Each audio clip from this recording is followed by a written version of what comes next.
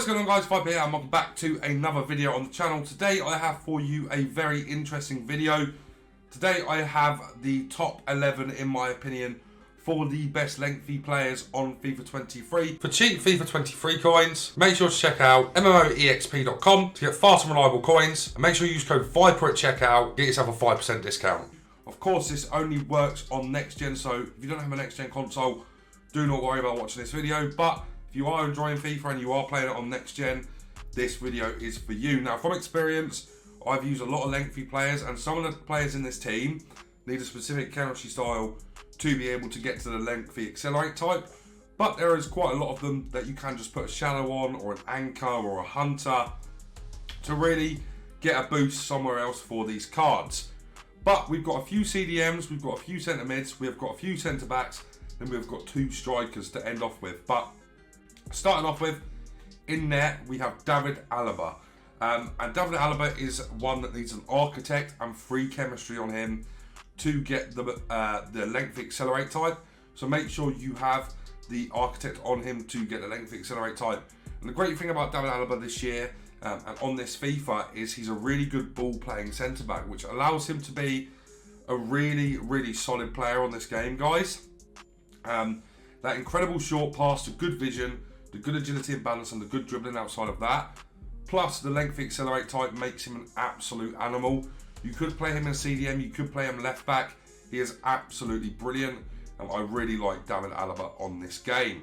Moving on to our right back now, we have genuinely the best centre back and right back on FIFA 23 right now on next gen, and that's Kyle Walker.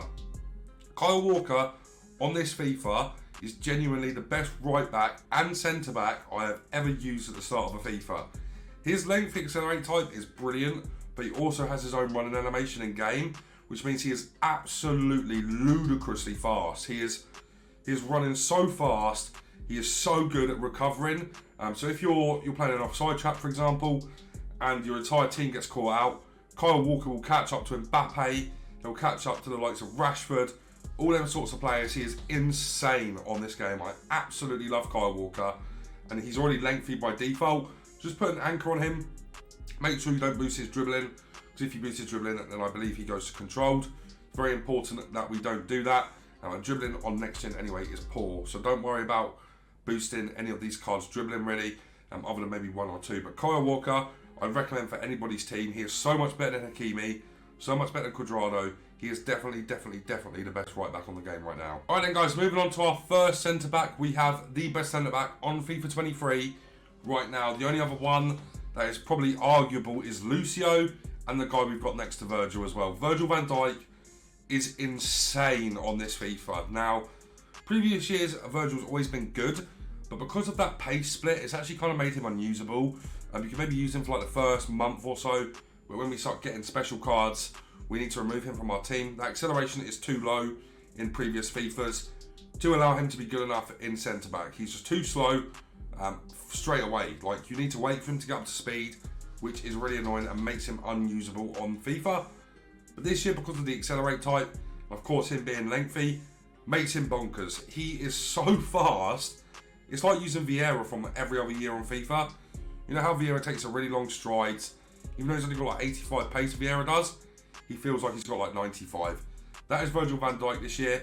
He's a good ball playing centre back as well, with okay dribbling and good passing. I've used Virgil for an extended period of time on this game. I have to say, he is just absolutely ridiculous. He's worth every penny. There are two players in this team so far that are must-haves for your team, and that's Walker and Virgil Van Dijk, 100%. I've never used a player that good in centre-back this early on in FIFA. He is levels above every other centre-back on the game. Maybe other than the one we've got next to him, which is going to be Kalidou Koulibaly. Now, I don't like Koulibaly as much because of his passing and dribbling. More so his passing, though. His passing is really, really bad, which means it's kind of stressful to play up from the back with him, especially if you're under a lot of pressure, constant pressures on by your opponent. I don't really trust Kalidou Koulibaly at passing the ball out, which is quite scary. But I think he's better than Varane. I think he's somewhat close to Virgil. Virgil is still head and shoulders above everybody else. I was going to put Lucio in here, but I feel like he's too expensive. And Koulibaly is just insane, guys. Really good player. You know, Varane's quite close as well, but I prefer Koulibaly for his strength. His defensive stats are better as well. Really like Koulibaly on this game. Moving on to our left back now, we actually have a CDM, and man, let me tell you something about this card this year. Rodri is unreal. I've been using him quite a lot recently, and he is so good at breaking up the play and finding the right pass. He is literally 10 times better than N'Golo Kante on next gen. I promise you, this card is absolutely insane. He's way too cheap for how good he is. You know, Rodri over the previous years, oh, he's too slow, oh, he's just a fodder card. Some cards this year that you would consider fodder cards in previous years, I promise you are not. And Rodri is one of them. The 4-star weak foot, the 3-star skills, the medium height, the 6'3" frame. If you look at it from a kind of non-biased perspective or non-FIFA related perspective, and just disregard the pace, Rodri and Kante are quite similar, but then Rodri has the 4-star weak foot and then the insane passing, right? He's obviously 6'3" as well, when Kante's like 5'6". Kante is too small, too explosive, not enough pace over a long period of time to be good enough on this FIFA. Rodri just performs really well because he's really good at breaking up the play with his good defending, his good strength and aggression, and you've got that 4-star weak foot from deep line positions to just pick out a pass, you know, with the 83 vision, 86 short pass and 83 long pass. I've used him in Division 3 and 2 an awful lot yesterday, and I really, really enjoyed this card, guys. I think that this one will go under the radar, but if you're on next gen, try this card out. He's lengthy by default. You don't need to put a chem style on him, and he is absolutely nuts, guys. He's probably, I want to know how much he is, just out of curiosity whilst we're here, because I reckon he's like 20k, and it's just crazy. He is so good on this game, honestly. I really, really recommend picking this card up, guys. Really good card in game. Moving on to our right mid now, we actually have another CDM, and that's going to be Casemiro. Casemiro is quite interesting because whilst he is really good, the thing with Rodri is he has better passing. Casemiro is obviously 89 rated and a bit more of a bruiser, but a 3-star weak foot with the 2-star skills. You don't really need skills on your CDM, but the 3-star weak foot is a little bit dodgy. The medium height work rates are good and 6'1", smaller than Rodri, of course. But what he does have over Rodri is a lot better strength and aggression, good jumping, great defensive stats, poor dribbling, but once again, dribbling doesn't really matter. He's got really good passing as well. He just needs a bit of a boost to his vision. So maybe something like an engine on Casemiro will still keep him on the lengthy accelerate type. But this card is really good in game as well. A bit more of a destroyer than Rodri. Can't really pass as well as Rodri, but still an absolutely brilliant option. So the next player up is going to be one that you can get from the SBCs right now, and that's going to be Federico Valverde. I've used this card a lot as well. Not his player of the month, but I've used his inform, which is a right wing. I do play at centre mid. This card's insane as well, guys. You need an architect on him, and he needs to be on free chemistry to get the boost to make him lengthy. Once you get that on this card, you know, his passing goes up to essentially 99 in the right areas. His dribbling is already really good. His strength and aggression is really good. His defensive stats are insane. Obviously, he's so fast. Makes him absolutely ridiculous. You know, 89 pace mixed with a lengthy accelerate type makes him just stupid. He's really good in this game, guys. A lot of pros are using him as well and trying to get him on the lengthy accelerate type. The reason for that is because he's just brilliant, guys. He's good going forward. That 4-star weak foot as well is really valuable. And I think, guys, if you do have the fodder available, I would say this is one of the best cards to go pick up right now. Of course, he's going to get a road to the final card, so I've heard. But this card is still absolute insanity. If you do have the fodder available, guys, definitely go and get this one. You know, he links to so many other good lengthy players.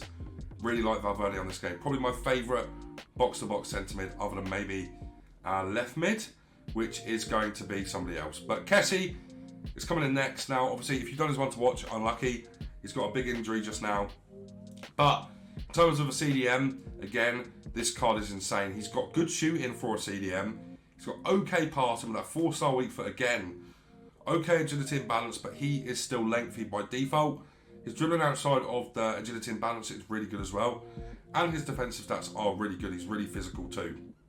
I've used Kessie quite a lot in this game as well, and I really do like him. Somebody that isn't in here, but because he's Ivorian, I thought of him, is Fofana's inform as well. He's really, really good. Obviously the 4-star, 4-star, he's able to go forward a little bit more. But Kessie is awesome. And then you've got Fofana. I just want to talk about briefly now that we are here. I believe there's an inform that's just came out from Lens this week, an insane centre-back, what, 85 pace? Obviously links to Fofana, and Fofana is lengthy and 4-star, 4-star. So you need the cheap Yaya Toure. Fofana is definitely your guy. Go and get that card. But yeah, Kessie in the team there. Then our left mid is going to be another one that needs an architect applied to become a beast anyway, but to be made lengthy. So Renato Sanchez, 4-star, 4-star on Renato, 5'9" with high work rates, insane physicals on Renato, and I can't believe you can actually make him lengthy, but his agility and balance is already really good. His passing is a little bit shoddy. I've actually done a review on him, so make sure you go check that out. But Renato Sanchez is an interesting one, right? Because the architect actually boosts what you want it to boost. His passing is a bit low, so you get the passing up, you get the physicals all the way up as well, but the passing boost on the architect with Renato on free chemistry, which is paramount to getting him on lengthy, is insane. It makes him so much better because his passing just improves tenfold. But Renato Sanchez on lengthy is just a little bit of a joke, to be honest. When I used him on lengthy, I was blown away by how good he was, guys. Insane on lengthy. Obviously quite expensive right now because he's out of packs, but you know, if he gets one upgrade on his one to watch, he is not going to be lengthy anymore. So his gold card is probably better than maybe an upgraded 81, 82, 83 Renato Sanchez, just because of the lengthy style he does get. Alright guys, last two players in the team now are going to be the two strikers. Of course, I had to bring in Erling Harland. Probably the best lengthy player on FIFA 23 is Erling Harland. There's a reason he keeps going extinct. There's a reason he's gold card. It's maxed by now, and he's been out of packs for a while, to be fair to him. But Erling Harland is so broken on this game because of his running type, because of his finishing, because of how irrelevant dribbling is this year. All you want is pace, finishing, and strength on this game. And then if you can get the lengthy accelerate type as well, you are absolutely laughing. Harland links to so many good players as well. You know, he's nothing too special in terms of his skill moves or anything like that. But 6'5" frame, the insane pace, the insane shooting, the insane physicals, and I include jump into that as well. You know, because he's 6'5", he's really good in the air still, even with the 74 jump in. This card is a must-have in your team if you can afford it. He is levels above almost everybody else in this game right now. Absolutely love him. Not too much to say, you know, I've got a player review on my channel of him, but he is just busted, guys. If you have the funds to afford him, he is better than almost everybody else in this game going forward, which is cool and it's quite fun. But, you know, with a chem style for Harland, you honestly do want an architect as well, and that's not because, you know, without it, he's not lengthy. It's because his passing is in desperate need of some help. So a lot of people ask me, why have I got the architect on Harland? That is why. I want to help out his passing. I want to get the jumping up. I want to make his strength 99. But yeah, I love this card, guys. Absolutely insane. Got him on my road to glory, packed him on my road to glory, and he's an absolute joy to play with. Moving on to the last player in the team now, guys. We have, of course, Cristiano Ronaldo, Sui. 5-star skills, high-low work rates, 81 pace of 85 dribbling, 92 shooting, 78 passing, and 75 physical. Ronaldo needs the architect again to become lengthy, but with the architect applied, he goes up to, of course, 92 strength, which is insane. His passing goes all the way up as well. You don't need to boost his shooting, don't need to boost his dribbling on this game. You know, his dribbling is already really good. So this card becomes absolutely unreal. The 5-star skills on this man with the lengthy accelerate type makes him so busted as well. Use him for an extended period of time with the lengthy architect applied. So he is absolutely insane as well, guys. Cristiano Ronaldo, very easy to talk about. You know, we all know how good his shooting is. We all know that he's a bit low on pace this year, but the lengthy really does sort that out to a position where he is just absolutely unruly. But guys, these cards are all some of my favourites. Obviously, the only one that we did mention was Fofana. Outside of this, I also want to mention Theo Hernandez. If you put him on free chemistry and an architect on him, he also becomes lengthy, and he's also brilliant as well. But guys, this is the team of my favourite lengthy players on FIFA 23.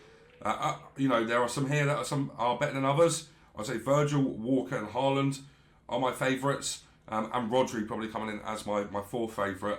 But guys, that is the team. I hope you guys learned something from this. Remember, this is only on next gen, so don't be trying this on old gen. And if you did enjoy today's video, make sure you leave a like on it, subscribe to the channel, and turn on the bell so you never miss a video. But guys, that's going to be it from me for now, so take care.